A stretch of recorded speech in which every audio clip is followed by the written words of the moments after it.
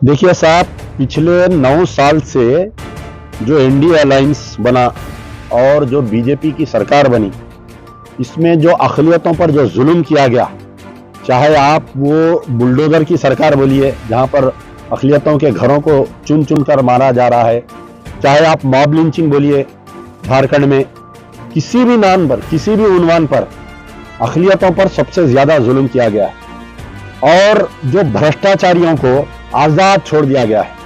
तो कहीं ना कहीं आज वक्त आ गया है कि तमाम सेकुलर जमातें, हिंदुस्तान के जितने सियासी गैर सियासी जमातें हैं, ये तमाम एक प्लेटफॉर्म पर आकर एक नई सरकार और एक नए प्रधानमंत्री को बनाने का वक्त आ गया है। उसी शक्ल में कांग्रेस ने पहल की, राहुल गांधी ने पहल कर तमाम सेकुलर लीडरों से बात करके एक इंडिया अलायंस बनाया, INDIA इंडिया अलायंस। और तकरीबन कई दिन से हमारी यानी 2012 में जब मजलिस इत्तेहादुल मुस्लिमीन और कांग्रेस का साथ टूटा, ये गठबंधन टूटने के बाद से मुसलसल बातचीत होते आ रही है। हालिया इंतखाबात में भी उनकी हमारी बातचीत हुई। तो मजलिस बचाओ तहरीक भी चाहती है कि ऑल इंडिया लेवल पर ये जो मुसलमानों के साथ, अक़लियतों के साथ जुल्म हो रहा है, एक ताकत बनकर, एक आवाज बनकर ये सेकुलर ताकतों के साथ सीना बा सीना, खाना बा खाना हम चलकर इनको हटाना है। तो 2024 में नरेंद्र मोदी को हटाना है तो तेलंगाना के मुसलमान, तेलंगाना के सेकुलर जहन का एक बहुत अहम रोल रहेगा यहाँ पर। क्योंकि आप देखिए कि हम पिछले जो बीआरएस सरकार को हम वोट दिए थे, ये बीआरएस मुसलमानों के वोट से सरकार बनाकर जाकर शरीयत में मदाखलत हो रही, उनका साथ दे रहे हैं, एनडीए का, बीजेपी का, नोटबंदी में उनका साथ दे रहे हैं। यानी ऐसा हो गया था कि BRS was a part and parcel of BJP. तो आज मरकज में पहला हमारा काम था स्टेट में सरकार को बदलना, हमने यहां पर बदल कर बतला दिया मुसलमान वो ताकत है कि किसी को भी तख्त पर बिठा सकते हैं और तख्त पर लिटा सकते हैं। कर्नाटका में मुसलमानों की वजह से कांग्रेस सरकार बनी, तेलंगाना में मुसलमानों की वजह से कांग्रेस की सरकार बनी, और मरकज में भी अगर कांग्रेस की सरकार बनेगी तो मुसलमानों की वजह से बनेगी। अगला प्रधानमंत्री अगर राहुल गांधी बनेगा तो वो भी मुसलमानों की वजह से बनेगा। इसलिए हम इंडिया अलायंस में हम जाएंगे, वो हमको लेंगे, बड़े पैमाने पर काम होगा तेलंगाना में इंशाल्लाह। अब देखिए उम्मीदवार कौन होता है, कैसा होता है उम्मीदवार। देखिए उम्मीदवार की जरूरत नहीं है, इलेक्शन जो होता है वो उसूलों की बुनियाद पर रहता है।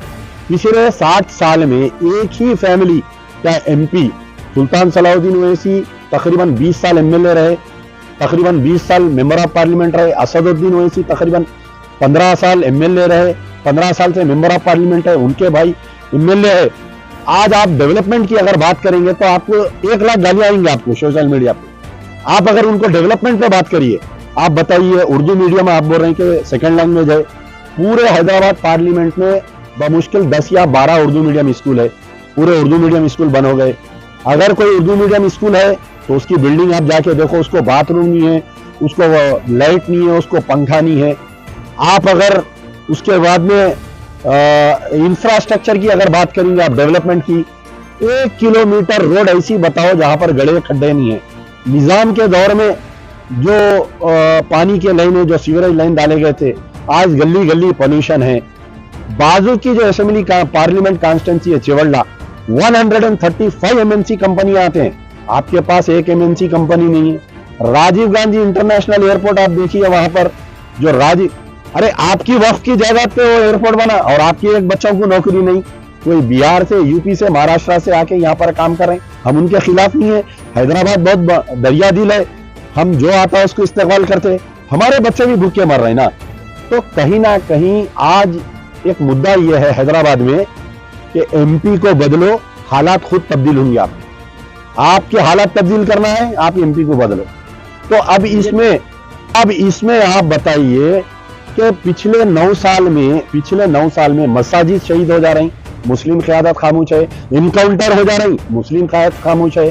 KTR पर मुझे आज हंसी आ रही है कि उनकी आखिरी तकरीर थी कि अगर KCR इलेक्शन हार जाएंगे तो तेलंगाना के मस्जिदों में अज़ानें होंगी।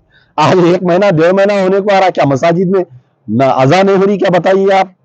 तो कहीं ना कहीं आज हैदराबाद, उत्तर प्रदेश से लोग वीडियोस बनाकर भेज रहे हैं कि हैदराबाद के मुसलमानों को गिड़गिड़ा रहे हैं, दुआ कर रहे हैं कि भाई आप इस असदुद्दीन ओवैसी से हमको छुटकारा दियो। आपके वोटों से वो MP बन के आके यहाँ पर बीजेपी की सरकार बना रहा। जो मुसलमानों पे जो योगी जुल्म कर रहा, उसके लिए जिम्मेदार असदुद्दीन ओवैसी है। बंगाल में अगर कोई कत्लेआम हो रहा, बिहार में अगर कत्लेआम हो रहा, कहीं ना कहीं इनडायरेक्टली और directly Asaduddin Owaisi is incharge. तो अब यहां पर जो इलेक्शन होगा, कौन कैंडिडेट है नहीं है, मुद्दा क्या है आपका। ये इंडिया अलायंस जब आपके सामने आएंगी तो उसका कैंडिडेट मत देखिए आप कि हम ये बोल रहे हैं कि एमपी को बदलो, हालात खुद तब्दील होंगे।